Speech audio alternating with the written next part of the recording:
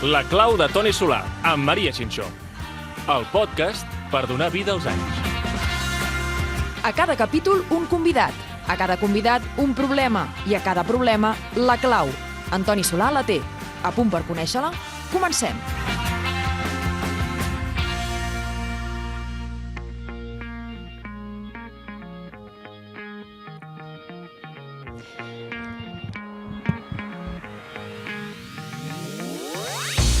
Avui ha vingut a buscar la clau una dona de 51 anys, de Barcelona, però adoptadíssima de Taradell. És una persona tenaç, una persona positiva, potser perquè a la vida personal i professional està envoltada de xocolata. Fa 5 anys aquesta persona va tenir un ictus que li ha deixat un trastorn funcional de la marxa, però tot i això, ella no para absolutament mai. Sandra López, benvinguda a la clau. Bona tarda. Com estàs? Molt bé, molt contenta de que m'hagi convidat. Et presento el Toni Solà, que és el nostre solucionador. Toni, Sandra, Toni. I els oients també, i el Toni, us posa una mica en situació, amb això que explicàvem molt breument a l'entrada. La Sandra, fa 5 anys, vas decidir tu fer la travessa al llac de Banyoles. Era la primera travessa que feies? Sí. Imagino que tenies aquella barreja d'il·lusió i de nervis, no? Sí, moltes emocions. Mentre feies aquesta travessa, tu vas tenir un ictus a l'aigua. A l'aigua vaig patir una miocarditis. O sigui, em faltaven 500 metres per arribar a la... I quan... O sigui, vaig notar com el meu cos, o sigui... No sé si heu sentit mai que al llac hi ha remolins i corrents. Sí. Jo vaig sentir això, que com un remolí m'agafés i m'enfonsés cap a baix, cap a sota. Em xuclava. I ho va fer 2 cops. Vaig intentar sortir, però el cos no... O sigui, l'aigua donava tombarelles. Era com un imant que t'atrau i que no pots sortir d'aquest imant, fins que vaig poder sortir, poder allunyar-me de lo que m'atreia, i em vaig posicionar per veure, primer per no tornar una altra vegada enrere, i poder arribar a la meta. A la meta. I vaig arribar. Vaig arribar perquè hi havia una persona molt important que m'esperava. Que era el teu fill, sí, en Lluc? En Lluc. I havia de sortir per ell, perquè em veiés arribar. Però no vaig sortir tan alegrement com les altres nedadores. Em costava molt caminar, estar desorientada i molt blanca. O sigui, vaig tenir la sort de que una nedadora m'ajudés. Bueno, ella em va veure de seguida i em va portar a la Creu Roja. I allà em van mirar, estava hipotèrmica, estava a 34, i em van mirar el sucre, i em van dir que estava a 300 de sucre. Això, Toni, imagino que és una barbaritat. Sí. Em van dir que sí, era diabètica. I vaig dir, bueno, que jo sàpiga no, però dic, bueno, pot passar... Clar, normalment una persona que fa un marató, que corre, que... Bueno, justament el sucre és el que tens més baix en aquell moment. Sí, però als avituallaments sempre tens coses dolces per poder pujar aquest sucre. Jo era tot el contrari. Però bueno, a la Creu Roja no em van dir res. Quan em recuperés, doncs que anés al meu metge i que em mirés el sucre. Però tu no et vas recuperar en aquell moment ja? No, de fet no vaig arribar a casa, perquè quan vaig pujar al cotxe, o sigui, vaig començar a marejar. És com si el cotxe donés voltes de campana i com si tu no pogués parar el cotxe. I ens van parar, van trucar una ambulància i de cop va entrar una son molt plaera, molt feliç. Una son jo havia lluitat per sortir, o sigui, ja no tenia més forces per seguir lluitant. Havies sortit de l'aigua i havies arribat al teu objectiu, no? Exacte, sortir, que el meu fill em veiés. I aquesta son que em va entrar no la podia aturar. O sigui, per molt que em tiressin aigua, em donessin tocs a la cara, no, era una son com si entressis al túnel de la mort, Si aquesta son que et deixes, perquè és que ja no pots. I els de l'ambulància, sobretot, els hi van dir que no em dormís, que era important que no entrés en la son, que no acabés de dormir-me.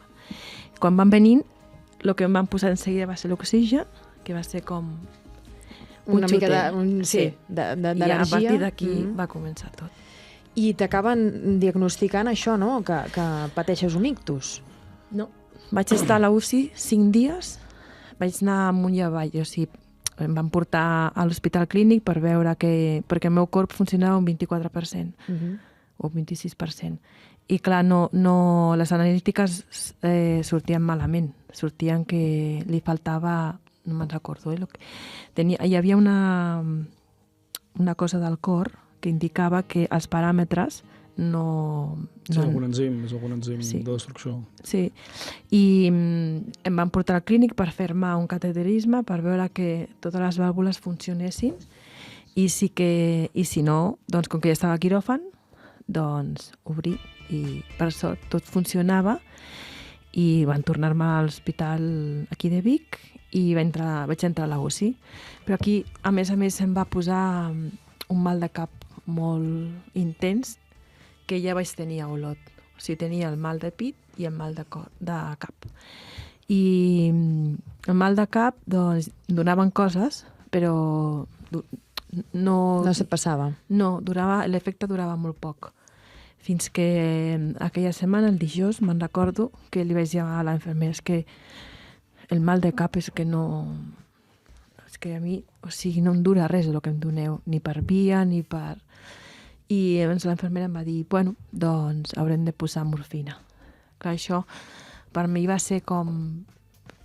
Viuré sempre amb aquest mal de cap i morfina sempre. Bueno, que tinc un dolor neuropàtic i prenc unes altres opiacis, no?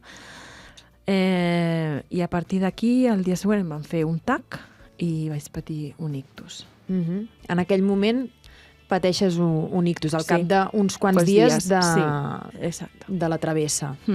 Què passa quan parlem d'un ictus, Toni? Què li passa, diguem, al cos? Què li va passar a la Sandra?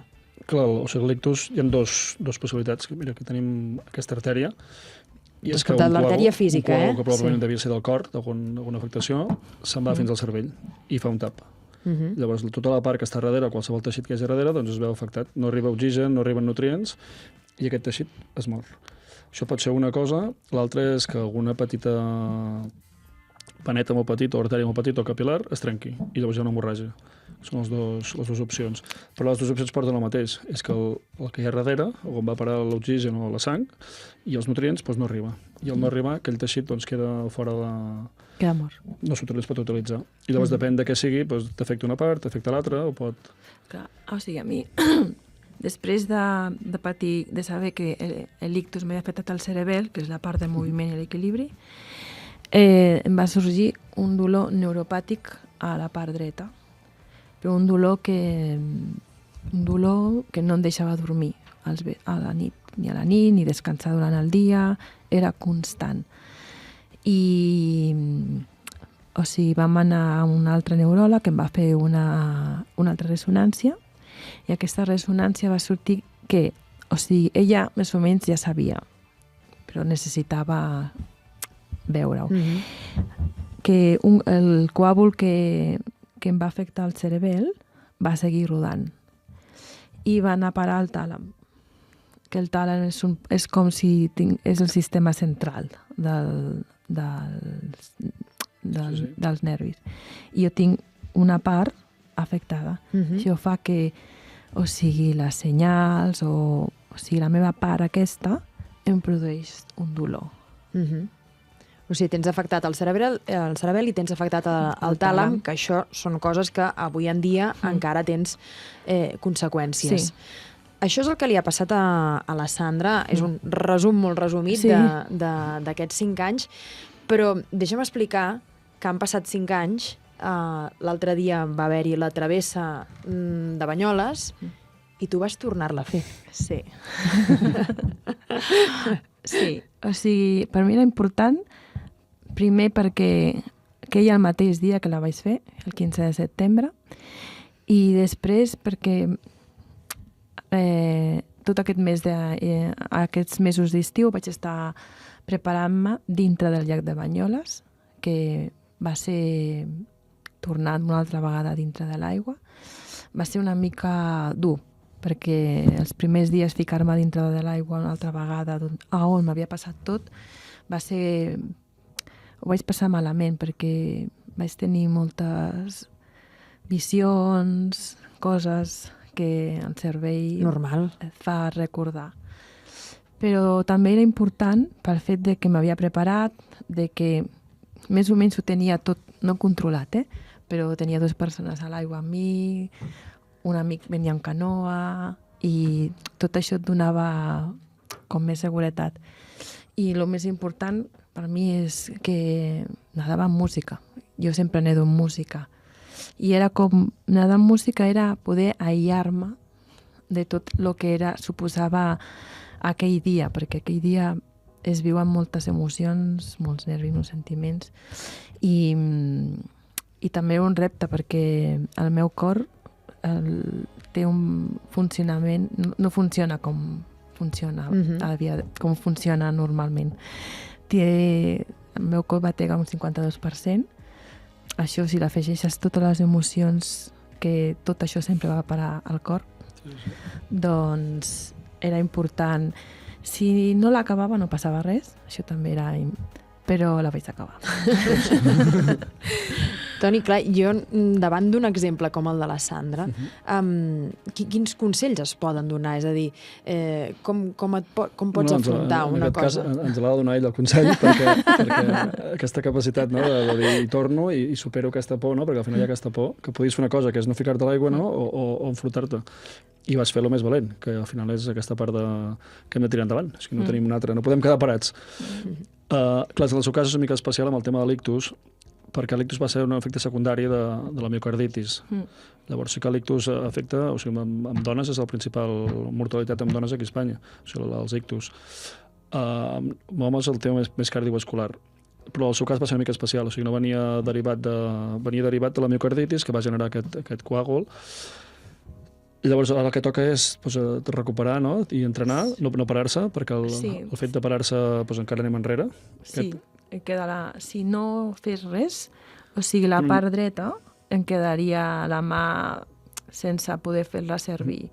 O sigui, ara fer servir, però necessito constantment fent coses. Sí. Clar, l'activació que fa és que hi ha potser parts de neurones que estan afectades, però altres poden compensar aquesta part. Sí. Llavors és que per sort el cervell és molt adaptable i té aquesta part que una part compensa l'altra part. Exacte. Llavors, com més coses faci, millor. Si ens quedem allò tancats i no farem res, ens anem enrere. Però està clar que no és el seu cas, No. Està clar que... No, hauríem de canviar el títol, la clau Sí, absolutament. Perquè és un exemple, i com deia això, de tenacitat, no? De perseverança. Sí. És veritat que sí que hi ha una cosa que aquí crec que el Toni també ens pot ajudar, ens pot guiar, no? Que és l'alimentació, no? Un cop has patit un ictus, en el teu cas, aquesta conseqüència de la miocarditis, no? La miocarditis va ser vírica, no? Va ser un víric? Sí. Va ser un virus. Va ser un virus, vírica. O sigui, això em podia haver passat, si no hagués fet aquest esforç, em podia haver passat conduint... Sí, en qualsevol moment. Va ser aquella casualitat que en aquest moment... No li tinc por a l'aigua, sí. perquè per mi no va ser la causant. Exacte. Què fem un cop tenim aquest diagnòstic, per exemple, això, no? d'ictus? Què hem de canviar a nivell d'alimentació? I després també sabem una mica què vas fer tu, Sandra, en el teu cas. Clar, quan parlem de l'ictus, que no seria directe, o sigui que no seria un tema secundari, sinó que seria primari, és la prevenció de les plaques de taroma, que són aquestes plaques, o sigui, les artèries es van taponant, i es taponen per diversos motius. O sigui, necessitem que les artèries siguin el més flexibles possibles. Si pensem en una manguera, quan reguem la casa, la manguera posem més pressió és més risc que es trenqui la manguera. O sigui, la hipertensió ens pot provocar que es trenqui aquesta manguera. L'altra cosa important, i aprofitant que tenim aquí els bombons de cacau... Ai, sí, això no ho hem explicat encara, però... Ara ens ve rodó per explicar... Tenim xocolata del xocolater de Taradell, que el teu marit és el Raül, que és el xocolater de Taradell, i per això deia al principi també que tu sempre has estat envoltada de xocolata. Però la xocolata, el cacau, ens ve rodó per explicar això, el que volem, que les artèries, primer la hipertensió controlada, que aquestes artèries siguin el més flexibles possible, perquè si pensem en la manguera aquesta que reguem, doncs apagarem a casa, què passa a l'hivern quan es congela? I se seca. Que no tira. I l'engeguem a l'estiu, es trenca. Sí. Si pensem quan arriba l'estiu, engeguem i que ha passat l'hivern i es trenca la manguera, perquè és poc flexible. Llavors les artèries necessitem que siguin molt flexibles. Com millor sigui l'alimentació, els flavonols del cacau, com més cacau i més pur sigui, més flavonols hi ha evidència que ajuden a això, que les parets siguin més flexibles. Per tant, el cacau, si és pur, si no hi ha sucres afegits, etc., això sí que ens pot anar bé, precisament per aquesta flexibilitat de les artèries. Parlem del cacau, principalment, i com més pur sigui aquest cacau, millor. Ajuda els flavonols, ajuden principalment a que sigui més elàstica, i ens permet que si hi ha més hipertensió, que reguli millor. Segona cosa, el sucre. El sucre molt alt en sang, la gent amb diabetis o mal gestionada, el que fa el sucre amb excés és fer mal a les parets, o sigui, fer petites lesions. Si a més d'aquestes petites lesions, a més hi posem hipertensió, que hi ha molta pressió, arriba molta més pressió a les artèries, hi ha petites cicatrius. Si a més tenim el colesterol alt, circula més colesterol del que hauria de circular. I això va fent que es vagin posant com petites crostes i va enganxant tot. I fins que arriba un dia que ja es tapa. El tabac, què fa el tabac? Doncs fa l'inversa dels flavonols. O sigui, si volem anar bé, deixem el tabac i passem-nos al cacau. El cacau pur. Passem-nos al cacau. I el que farà és que hi hagi més bona... I l'alimentació és bàsica també per ajudar a aquesta flexibilitat, que tinguem menys triglicèrids, menys colesterol, i tot això farà que... I l'esport, i l'exercici físic, i l'estrès. O sigui, l'estrès també fa que hi hagi més problemes però és tal qual, I el que ha tingut un ictus primari relacionat per això, una mala alimentació, mals hàbits, el fàcil és que en pugui tenir un altre. Clar, perquè si s'ha fet aquí és perquè hi ha més lesions d'altres punts. No és el seu cas, que va ser diferent. Va ser una cosa secundària arran d'aquest virus i que et va generar la miocarditis. Jo sé que sí que tu vas tenir un disgust també quan et van dir que havies de deixar de menjar verdura. Explica'm això una mica, Sandra, i què et va passar? O sigui, clar, quan al patir això del cor, o sigui, prenia el Sintron i em punxava amb perina. Em punxava perquè, clar, la sang no la podia tenir espessa. Havia de circular més líquida. Sí. I llavors, per això havia de tenir una alimentació baix, o sigui, evitant la vitamina K. La vitamina K, a veure, perdó, aquesta no la coneixia, la vitamina K, és que aquí estic aprenent moltes coses. La vitamina K... La vitamina K sí, es troba principalment a les verdures de color verd més fosc, llavors les cols, els espinacs, i és una vitamina que el que fa és ajudar a coagular. O sigui, quan ens fem un tall, doncs que coaguli aquesta sang. També ajuda molt a la formació de teixit ossi, o sigui que és una vitamina que és bàsica, perquè si no coagulem és un problema. Llavors, quan es prenen el Sintron o altres medicaments perquè la sang sigui més fluida... Clar, que el que s'evita, el que es vol justament és el contrari, no? Que no hi hagi la coagulació. Aquí hi ha hagut aquesta idea de reduïm la vitamina K perquè precisament coagula. Però no és ben bé així, o sigui, no és eliminar-la, que a vegades ens quedem... Clar, ens donen un missatge i som molt tajantes, no?, de vitamina K fora, elimino totes les verdures, i el que s'ha vist és que el que hem de fer és no canviar molt l'alimentació. O sigui, seria, si estàvem consumint X quantitat de vitamina K, no en posem molta més ara. O sigui, que no hi hagi masses canvis, perquè això sí que altera una mica la coagulació, els canvis de consum de vitamina K. I necessitem la vitamina K, o sigui, no és que no la necessitem. Per tant, seria una mica la recomanació és, sí, consumim verdures, però amb les quantitats que fèiem. El que no podríem fer, per exemple, o no seria recomanat, el que fes un batut d'espinacs. Allò, mig quilo d'espinacs, els típics batuts detox. Allò el que estem fent és posar una quantitat enorme d'espinacs, però les fulles d'espinacs que podem menjar amb l'amanida, això no és problema, perquè la quantitat és molt petita. El tema seria no passar-nos amb excés. Quan mengem cols, al final mengem quantitats petitones, no estem posant... El tema seria no abusar i no fer aquests batuts detox, que en aquest cas ens anirien supermalament perquè seria molta quantitat. Però no és no eliminar-ho, perquè precisament necessitem que hi hagi vitamines, que hi hagi aquests minerals, que ens ajuda a aquesta flexibilitat.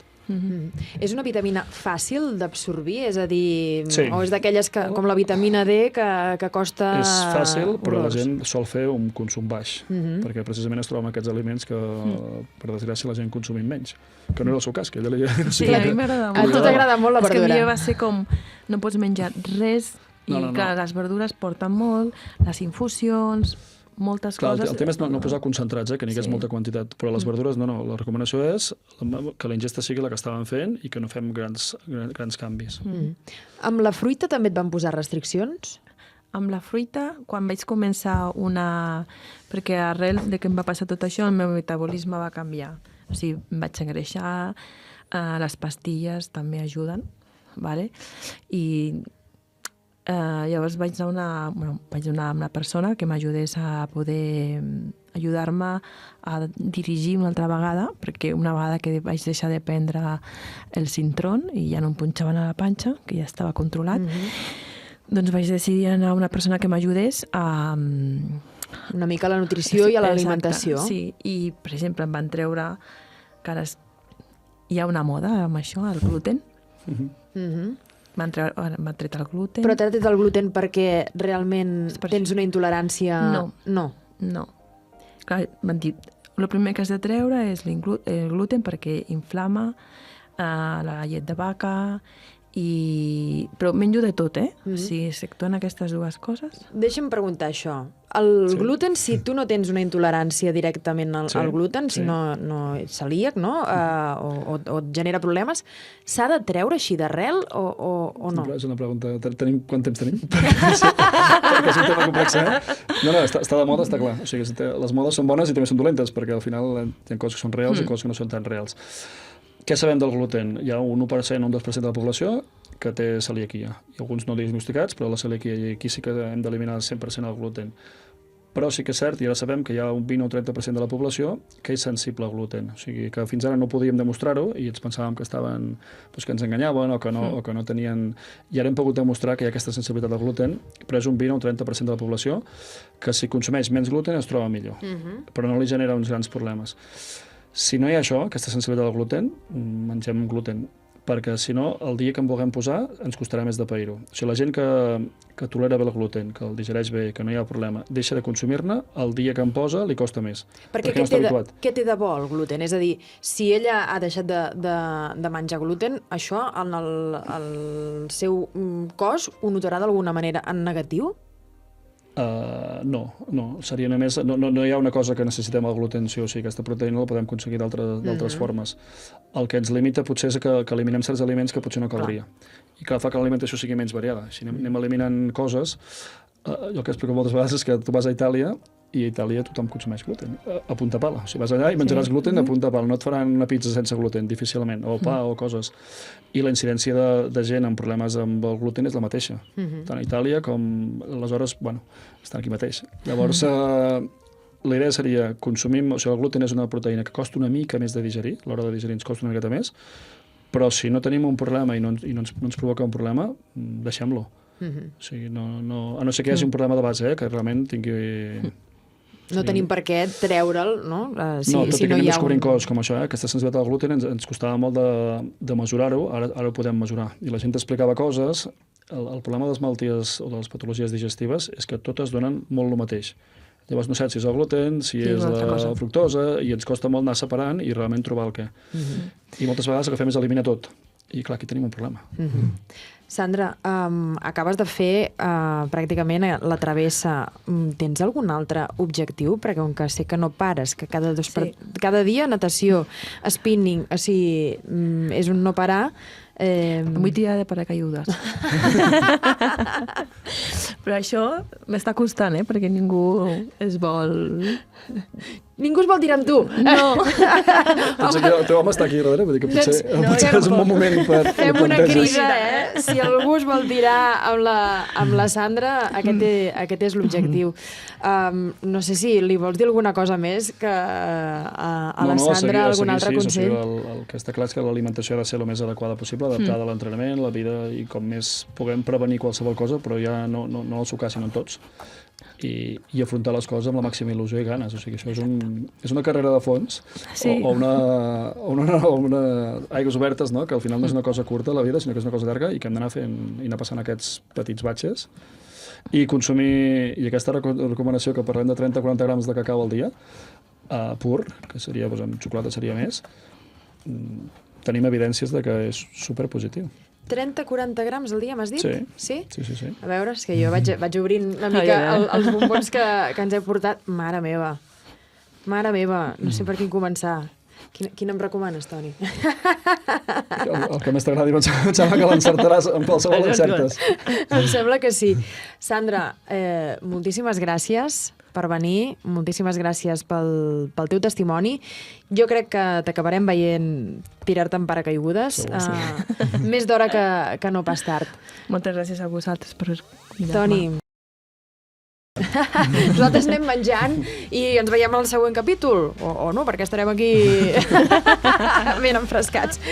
Gràcies a tots dos. A vosaltres.